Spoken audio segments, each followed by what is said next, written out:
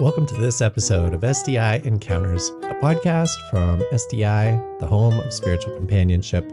I'm Matt Whitney. Thank you for listening.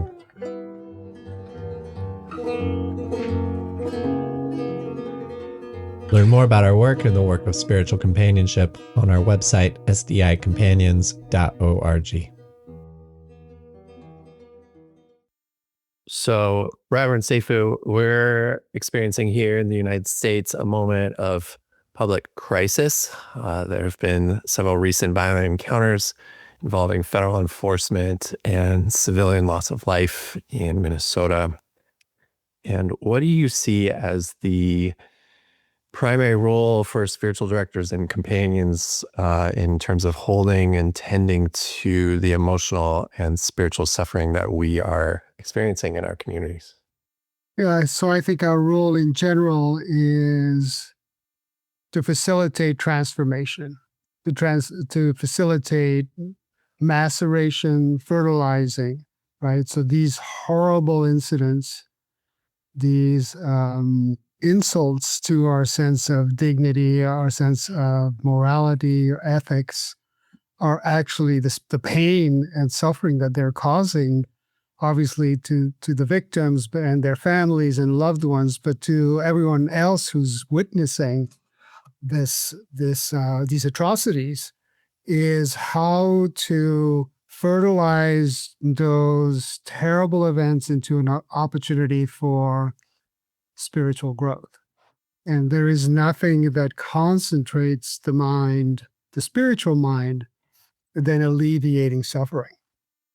So in a weird, paradoxical way, the greater the suffering, the greater the opportunity for love, and of different kinds of different kinds of love, different kinds of openings and invitations that can result from it.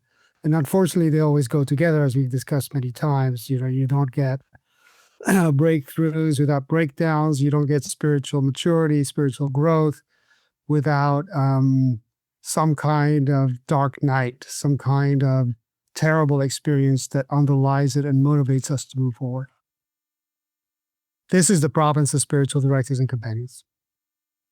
So how might spiritual directors and companions then respond when we see these acts of violence? We see, power dynamics that cause so much suffering and harm. What is our vocation in terms of advocating for this kind of for holding people's sufferings and for facilitating what we hope is these expressions of love, as you named?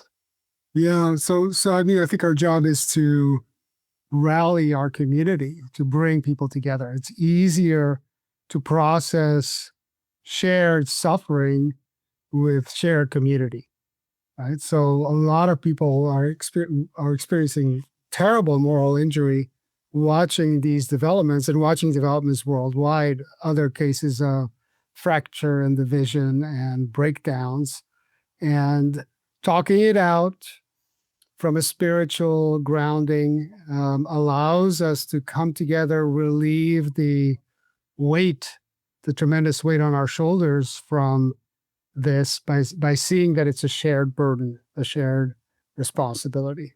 And I think spiritual companions, since we are kind of gateways or facilitators, have a very special role to play in bringing a community of folks together in a form of kind of group spiritual direction, group spiritual companionship, to alleviate the burden on any of us as individuals.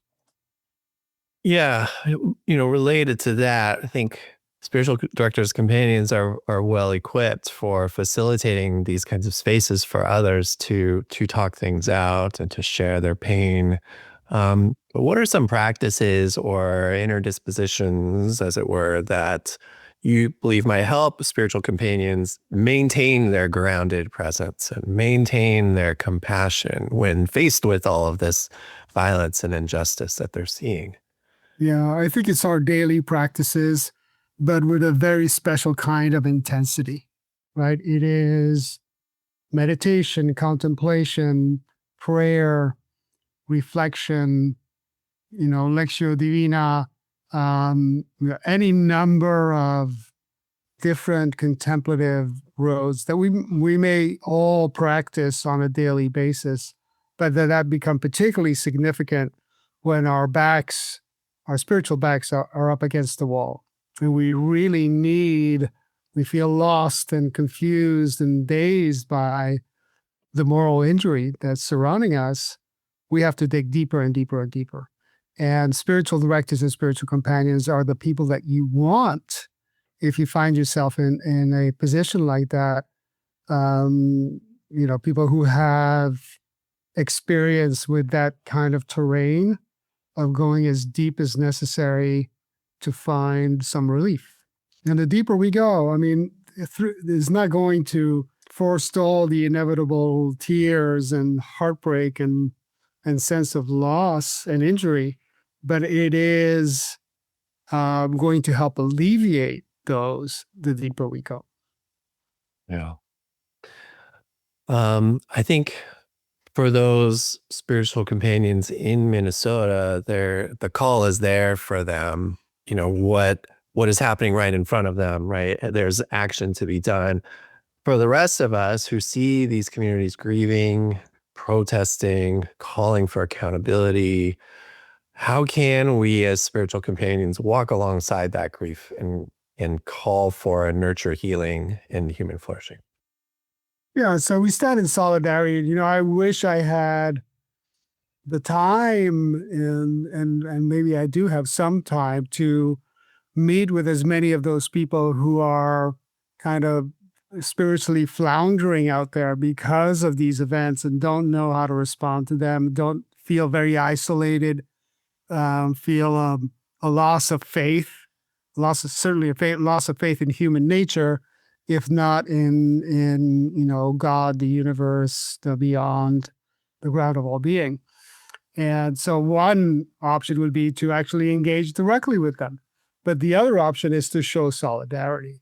I can see them seeing that they're part of a groundswell, global groundswell going, we stand together in deeply faithful, reverent, peaceful, but determined in great determination that we will not enable these kind of activities by letting them slide or sweeping them under the carpet or pretending that they're not there.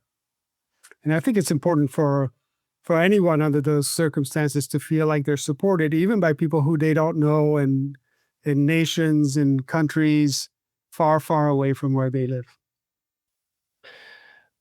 In situations where government actions or systems contribute or cultivate fear and mistrust, how can spiritual companions help individuals and communities keep their sense of creative imagination, help them explore hope, help them see maybe even a light at the end of the tunnel, possibility for reconciliation, ultimately honoring truth and human rights, as it were?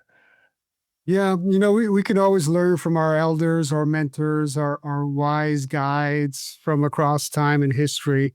In the 1960s in the United States of America, the civil rights movement was faced with all sorts of challenges, brutality, violence, threats of death itself, in ways that are eerily reminiscent of what's going on today in some ways. And so listening from those folks and say, how did you manage to overcome? How did you manage to find peace in your heart again after perhaps losing faith? How did you overcome your anger, your righteous anger at these moral injuries?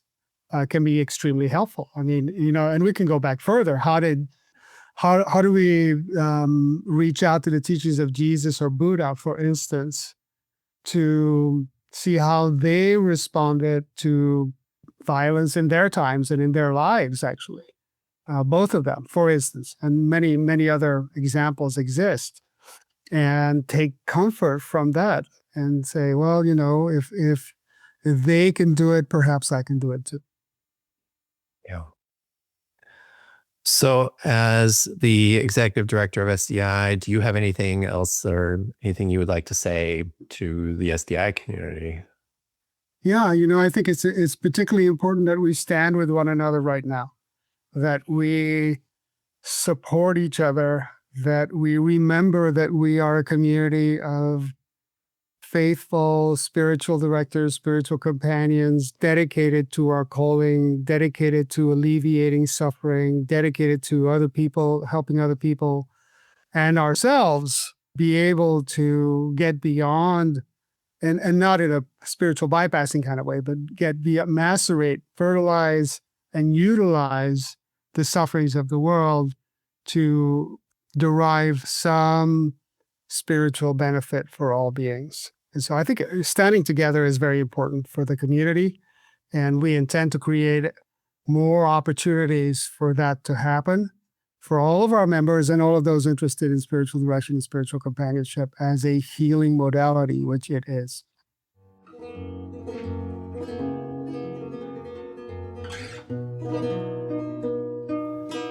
If you're enjoying this podcast and you want to help us share and spread the word about the life-giving practice of spiritual companionship, you can help us out by subscribing to this podcast on our website. You could give us a like or even write us a review. Thank you for listening. This is Matt Whitney with Spiritual Directors International. Thanks again for listening. Your time and your presence here are deeply appreciated. If you liked this show and would like us to continue making them, please do subscribe now while it's fresh on your mind. Also, we would love to hear from you, so please feel free to send in your comments and suggestions to the email address podcast@sdiworld.org. SDI is the home of spiritual companionship. Learn more about us and our work on our website, sdicompanions.org.